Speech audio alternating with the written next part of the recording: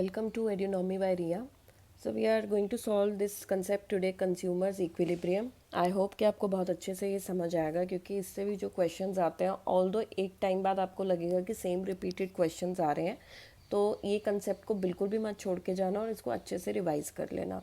Consumer equilibrium क्या होता है? देखो, कंज्यूमर का मतलब वो इंसान होता है जो कुछ बाय करने जाता है, परचेज करने जाता है। तो वो इंसान तभी वो प्रोडक्ट खरीदता है जब वो उस प्रोडक्ट से सेटिस्फाई होगा, राइट। तो सेटिस्फैक्शन को ही इक्विलिब्रियम बोलते हैं। तो वह सिचुएशन जहाँ कंज्यूमर को ऐसा लग जाए कि हाँ, अब मुझे जितनी मैक्सिमम सेटिस्फैक्शन एक प्रोडक्ट दे सकता है उतनी मुझे मिल चुकी है।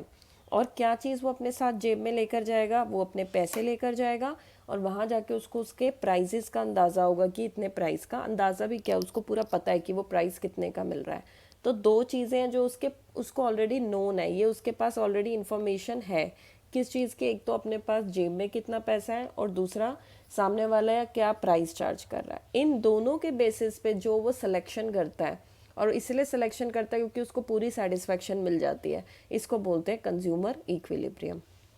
इसको दो तरीके हैं सॉल्व करने के। एक तरीका होता है कार्डिनल, जिसको अल्फ्रेड मार्शल ने दिया था, तो इसको फेमसली मार्शेलियंस यूटिलिटी बोलते हैं। और एक ऑर्डिनल होता है जिसको हम बोलते हैं इंडिफरेंस कर्व एनालिसिस, या फिर कई बार हिक्सियन अप्रोच भी बोलते हैं इसको।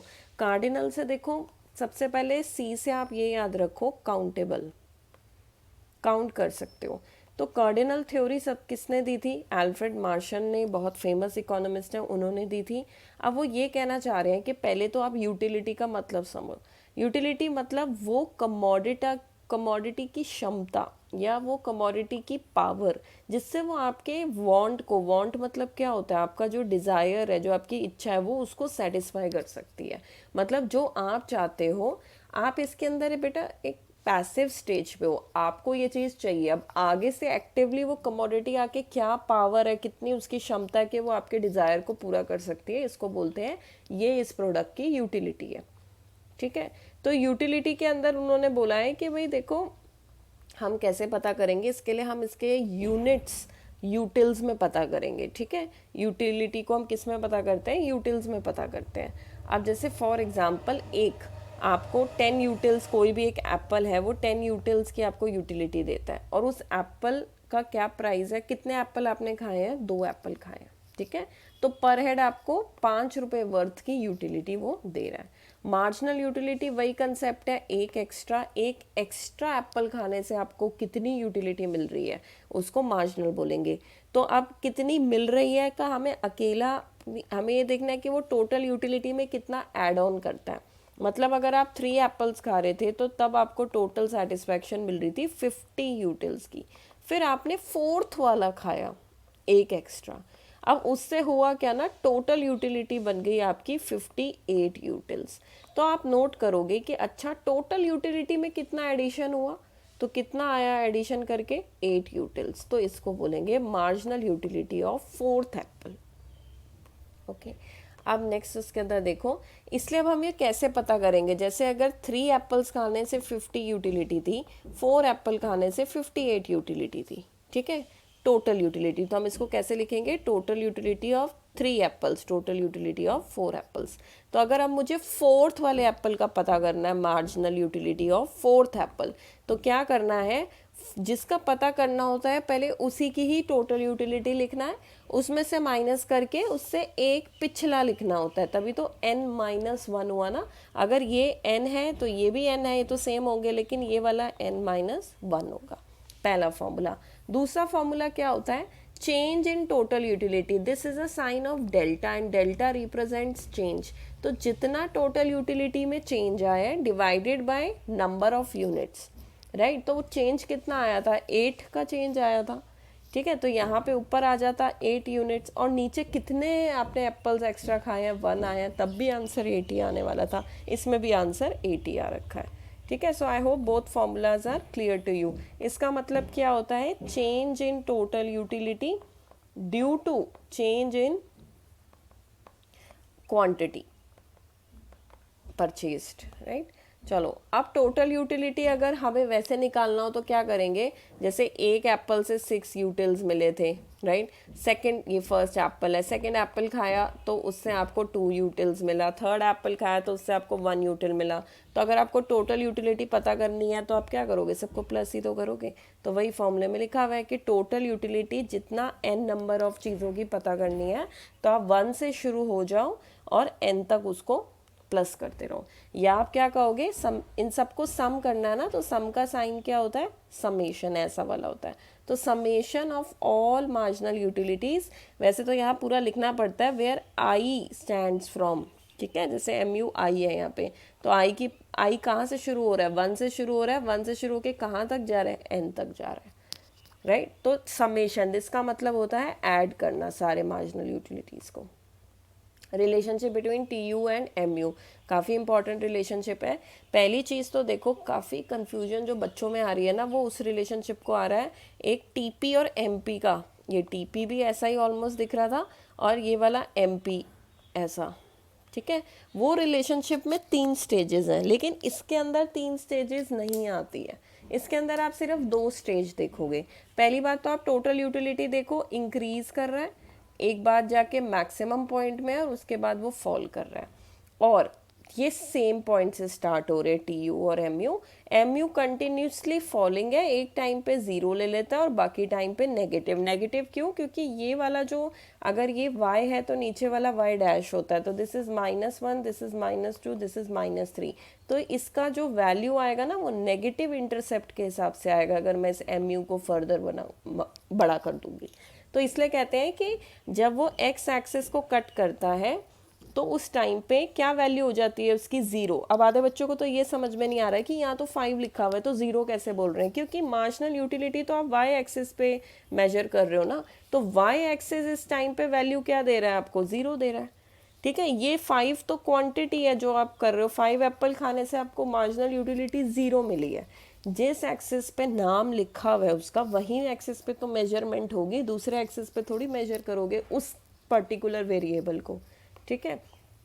तो यहाँ पे आपने ये देखना है कि देखो टोटल यूटिलिटी बढ़ रहा है, लेकिन टोटल यूटिलिटी की जो बढ़ने की स्पीड है, स्पीड का क्या मतलब है, जैसे हमने 2 स्काई शॉट छोड़े, एक स्काई शॉट बिल्कुल यू निकल गया A, लेकिन दूसरा स्काई शॉट यू जा रहा है B, तो हम क्या बोलेंगे किसकी स्पीड ज़्यादा है, A की स्पीड ज़्यादा है, क्योंकि वो टेंडिंग टूवर्ड्स अपवर्ड जा रहा है, ये फॉलिंग जा रहा है। तो इसमें हम बोलते हैं कि दोनों ही अपवर्ड स्लोपिंग है, राइट, दोनों ही इंक्रीजिंग है, लेकिन इसका जो रेट है, रेट का मतलब स्पीड, इसकी जो स्पीड है वो इंक्रीजिंग स्पीड थी, है ना, बहुत तेज़ी से ऊपर गया है ये, लेकिन जो इसकी स्पीड है वो डिक्रीजिंग स्पीड कह लो, और स्पीड का दूसरा नाम क्या है, रेट, डिक्रीजिंग रेट है इसका।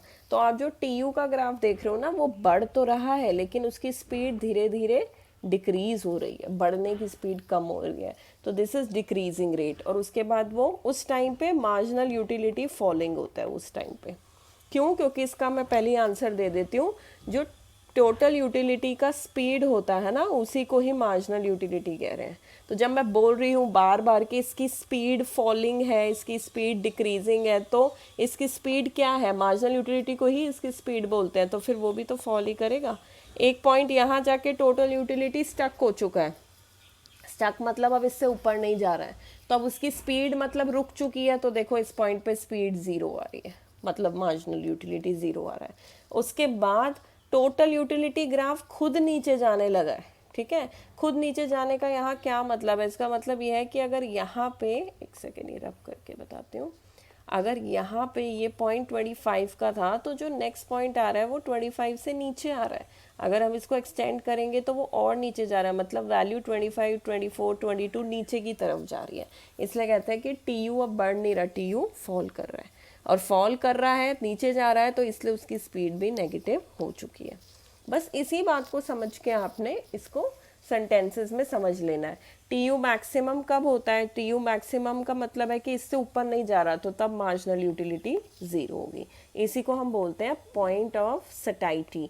अब मैक्सिमम सेटिस्फैक्शन, इससे ऊपर सेटिस्फैक्शन नहीं दे रहा वो प्रोडक्ट, राइट। नेक्स्ट, तो इसी से हमें क्या समझ में आ गया, law of DMU, law of diminishing marginal utility मतलब जो हमें सेटिस्फैक्शन एक एक्स्ट्रा खाने से बार बार जो सेटिस्फैक्शन मिल रही थी वो अब घट रही है, हमेशा ही घटती है, वो ये बात को ध्यान रख लेना। इसमें कभी भी ग्राफ में ऊपर नीचे नहीं जाना है, एमयू के ग्राफ में सिर्फ नीचे नीचे ही जाना है अपने, ठीक है। और उसका रीज़न क्या है, उन्होंने ये बात बोली है कि देखो रीज़न ये है कि जब कंज्यूमर कोई भी एक चीज़ एक्सेस में यूज़ करने लग जाता है ना, तो उससे मिलने वाला वो बोर होने लग जाता है कंज्यूमर, ठीक है। तो जब वो बोर फील करने लग जाता है तो वो फिर उस चीज़ को थोड़ा सा डिसलाइक करने लग जाता है। जैसे हम कहते हैं ना excess of everything is bad, तो जब उसको ज़्यादा वो चीज़ मिलने लग जाती है इंक्रीजिंग अमाउंट में तो उसको अच्छा नहीं लगता वो चीज़। लेकिन ये होने के लिए कुछ अजम्पशंस होते हैं। अजम्पशन मतलब ये कब पॉसिबल होगा, नंबर 1, पहले बात तो जो भी चीज़ आप कर रहे हो यूटिलिटी वो मेजरेबल होनी चाहिए, क्वांटिटेटिव, काउंटेबल। मैंने तभी तो बोला था स्टार्टिंग में कि इसी कोई कार्डिनल वर्ड ऐसे याद करो, काउंटेबल होना चाहिए, ठीक है। दूसरी बात है कि जो आप क्वालिटी अभी यूज़ कर रहे हो वो चेंज नहीं होनी चाहिए।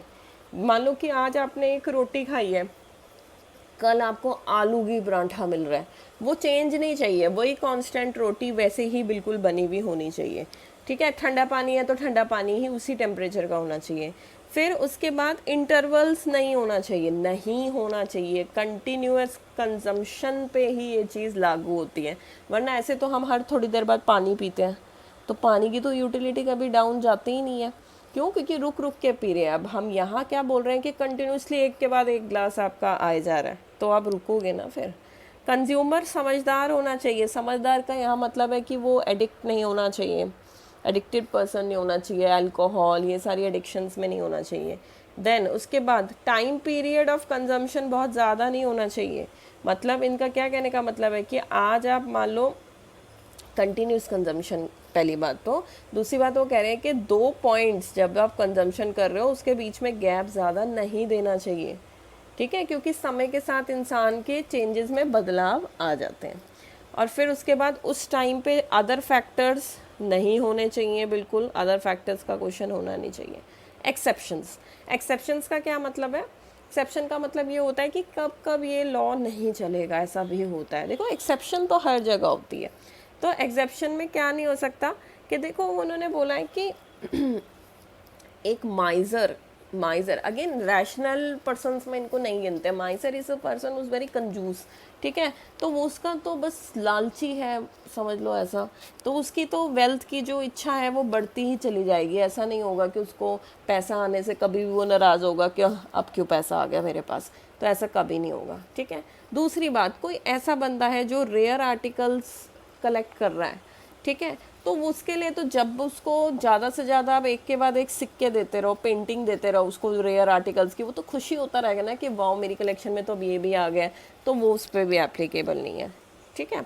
कोई ब्यूटीफुल सीनिक ब्यूटी, क्योंकि ब्यूटीफुल सीनिक ब्यूटी को देख के तो आपको अच्छा ही लगेगा। अब आप हर बार पहाड़ों पे जाओगे, हर रोज़ पहाड़ पे जाओगे तो आपको सुंदर ही लगेगा, राइट, तो वो भी नहीं है इसमें आता। सो कंज्यूमर इक्विलिब्रियम क्या होता था कि जो कंज्यूमर कोई जब जितनी कंज्यूमर को सेटिस्फैक्शन मिलती है फ्रॉम अ गिवन कमोडिटी, ठीक है, क्या क्या चीज़ें उसके पास होती हैं, इनकम, और उसको प्राइसेस ऑफ गुड्स पता होना चाहिए, और जो उससे उसको मिलने वाली सेटिस्फैक्शन होती है उसको हम कंज्यूमर इक्विलिब्रियम बोलते हैं। डिफाइन द फॉलोइंग यूटिलिटी, मतलब utility is the power of a commodity to satisfy consumer want. Marginal utility is the addition to total utility when you purchase one more unit of commodity, and total utility is when you are going to add all the marginal utilities. Law of diminishing marginal utility ये कहता है कि जैसे जैसे आप consumption अपनी बढ़ाओगे उससे मिलने वाली मार्जिनल यूटिलिटी हमेशा हमेशा फॉलिंग होगी, ठीक है। What will be the total utility when MU is zero. देखो MU क्या है, स्पीड है, स्पीड ज़ीरो हो गई है मतलब वो आगे और बढ़ ही नहीं रहा है, तो टोटल यूटिलिटी अपने मैक्सिमम पॉइंट पे होगा, एट इट्स मैक्सिमम पॉइंट, ठीक है।